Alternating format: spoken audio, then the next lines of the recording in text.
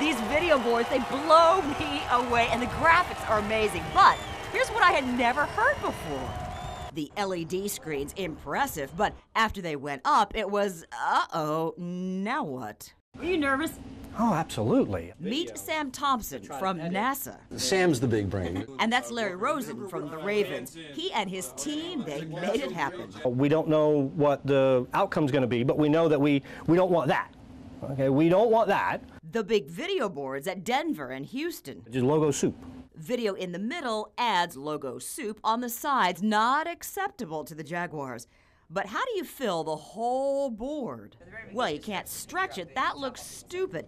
And at first, it had seams on the board. We don't want that. And then a big hole in the center. It's not like we can pick up the phone and say, hey, Denver, how did you guys do this?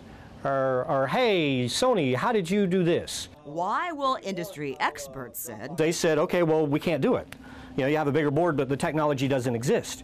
Well, we said, no, we're going to figure it out. So our local team invented a new system, complicated pixel math and new calculations. And brace yourself, folks, we are going full geek here. How when we take 4 1920 by 1080s, we stitch them together, we come up with a 7680 by 1080 canvas. Is it okay? I'm already lost. But no fear, they pulled it off. This is 8 channels of HD video that are being seen together perfectly. And here's one trick they created to sort of fool your eye. You see the gap there, that's bad. So that the fans in the stands aren't going, what just happened? So Sam and his crew invented a magic trick. On the big board, you see the soccer players there in red. Well, swoosh, now they're in the middle.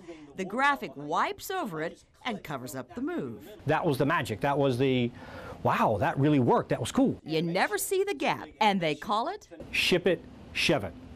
I just invented that. And they do it live during games. Ship it, shove it. A dozen plus other NFL teams have come to study what these guys have figured out in Jacksonville. The group here calls themselves Jags Cinema. A lot of talent here locally. Clay Greenhall, Episcopal, FSU. I recreated these sort of vectorial circulations, if you will. He made the E.T. takeoff video. Tons and tons of layers. And you made those from scratch? Yeah. But if Diane's asking me. And Carlos Caceres. Oh, I love it. I love it. He created the popular military video.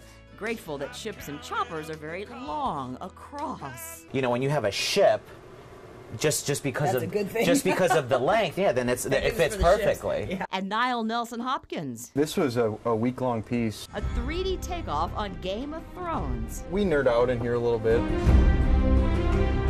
If we could think of it, we could build it. So guys, great work. The crowds are loving it. Turn down for what? And tomorrow at 6 on First Coast News, Everett Sullivan from UNF, how he gets the football players from the green screens to the big boards. Jeannie Blaylock, First Coast News, NBC 12, ABC 25. The lady that was peeing on what is usually a very busy 4-lane highway. Tragedy sounds like this. I prayed with her until the paramedics got there. So she was with 2 of her friends. I think they were traveling, but they were shaken up, they were bleeding, but I was able to pray with her, and she appreciated that. The women she prayed with in one car and another Tahoe with 2 adults and 2 kids inside. It was catching on fire. It was smoking, and then all of a sudden, it just literally blew up. You just heard this loud bang. Estelle Witcher got out to help. People trying to help people. It was chaotic. It was, it was so surreal because it was like a movie. The 4 people in the SUV died. The others in the car where Estelle was were transported to the hospital. The whole accident shut down the interstate for hours. Apparently, traffic was slowing in front of the tractor-trailer, and that tractor-trailer struck the rear of the other vehicle. Department of Transportation inspectors say the crash on the inside wall did not damage the bridge. Right, we estimate right now about 1,200 crashes during the last 3 years. Right now, a study is underway looking at how to make the bridge safer. The semi investigators say caused the crash was taken here, but the towing company would not let us see the truck. The 2 other cars were left in pieces. Tahoe actually flipped. It flipped to where the back of the Tahoe was sticking out off of the bridge, and luggage fell out of the Tahoe because you heard this loud, so you saw it splashing. Clinging like a sand spur to the eastern side of Lake Okeechobee and surrounded by thousands of acres of sugarcane, Pahokee is about as remote as Florida gets. It's a rural community. Our common denominator out here is the farming. So we definitely feel that we're in the middle of nowhere. This was the dump. 3 different people came up and tried to sell me crack cocaine. I said, no, God, this can't be it. And that was it. That's how we found the village. Even more remote than the town is the tiny community of Miracle Village. Located 2 miles east on Muck City Road is what even some residents call a modern-day leper colony, a safe haven for the most despised people on earth. No, I don't want to have anything to do with a sex offender. No, those are special place in hell for those people. I mean, nobody wanted us. This town doesn't play. It's a population that evokes such revulsion and fear, even other sex offenders feel it. I was definitely nervous about moving into a community of sex offenders because of my impression of sex offenders were old guys in trench coats and sitting in parks trying to steal children and rape them and kill them. More than half of the residents of Miracle Village are sex offenders, but there are families here too, including children and workers from the sugarcane industry. We've had over 500 guys come through us. Pahokee itself is home to more sex offenders per capita than any city in Florida, about 10 times the rate in Jacksonville. You're ostracized. I mean, you're pushed aside. Pat Powers, one of the founders of Miracle Village, created it so sex offenders would have a place to live. A lot of us could not live at our houses because either a playground was next to it or a bus stop or a school. And what's the alternative? Homelessness? For residents, the miracle of the village is just finding a place to call home. But for the town of Pahokee, the real miracle is the way attitudes have changed. She cornered me in the office, and it was, what in the hell do you think you're doing? Those people can't come here. Not long after arriving to serve this remote parish, Pastor Patty Opperly invited village residents to take part in a weekly service. Reaction was swift and furious. I was angry. Had I ever known a known sex offender in my life? No. Did I ever want to? No. Did I want them in my church? Hell no. But Linda Moss says everything changed. Ash Wednesday? The day she heard Chad Stoffel sing.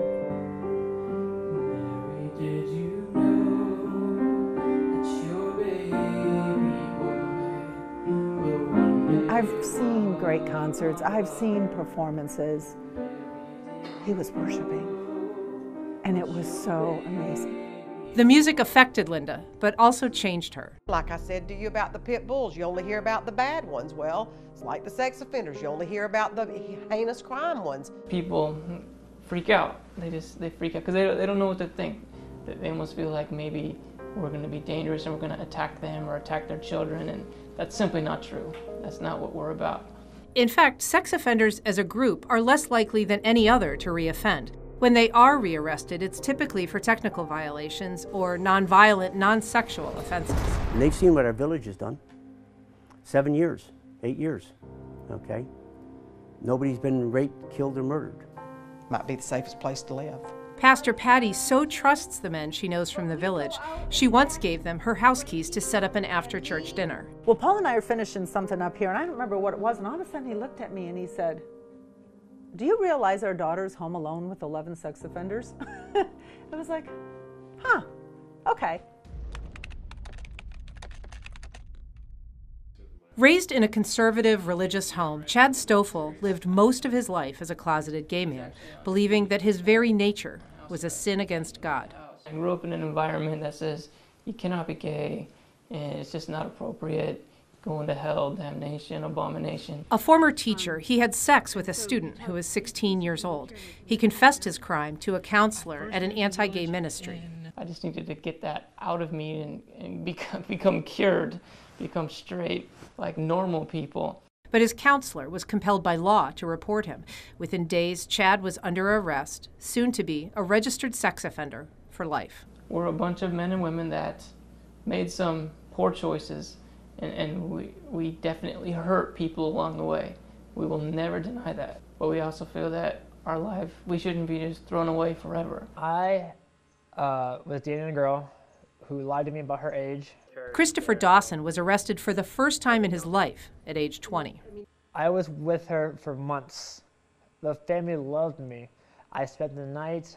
Her mom even said how much my daughter loves you. But one night in 2011, cops came by and knocked on my window, asked what we were doing. I said, just, making out, looking at the stars. Found out that day she was 14 years old. When you try to educate yourself and learn all that you can and learn what got them to where they are and what their actual offense was, it's not near what the news portrays it to be. Today, Linda Moss has become a kind of champion of village residents. Oh, they're my kids. And since the death of her husband Donnie 2 years ago, they have become a kind of surrogate family. It's that mothering thing. You need somebody to take care of and to do. And these guys needed mothering again. They needed nurturing. They needed somebody to love them, warts and all. The state of Florida prohibits sex offenders from living within 1,000 feet of anywhere children might gather. Many cities, including Jacksonville, have expanded that to 2,500 feet. The worst thing for a sex offender to do is isolate. Some believe the setbacks are counterproductive. If you're under house arrest, you're alone by yourself, and guess what you got? This mind, the greatest television in the world. You don't want them going back into them. You want them out doing stuff. You want them occupied. And a few thousand feet won't deter the worst predators. Those accused of the most horrific child sex crimes in Northeast Florida, Donald Smith and Donald Davidson, lived miles from their victims. And housing restrictions, like many related laws, draw no distinction between violent predators and nonviolent offenders. I went 3 days in jail. It's called the bubble, where they throw the rapists, the killers. Some places, like Bradford County, have started posting large red signs identifying where offenders live. And anyone convicted of a sex offense after 2005 is prohibited from using the internet ever. I mean, nowadays, everything is done online. You can't even get a job without going online. The best thing to do is get back there and get family support, okay? But we're doing just the opposite. But when you're thrown out in the middle of acres of miles of cane field, it's hard. It's very hard to succeed. All sex crimes have victims, and even for those who believe in second chances, some stories are harder to hear. I was one of the top racquetball coaches in the world, and I started messing around with some of my students. I can look back and say, I thought at the time I should be killed. I hated myself. I didn't think any punishment was bad enough. That's how I honestly felt. I spent almost 13 years in prison for molesting my granddaughter, my step-granddaughter. She was 12 years old at the time.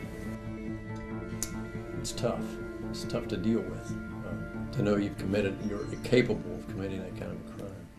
But forgiveness comes from all corners, including former victims. When I was 11, I was molested by one of my dad's friends. Margaret Smart still remembers that horrible day and the betrayal by her own father. Dad was nearby, and he got mad at me because I wouldn't lay my head back down in the car in this guy's lap.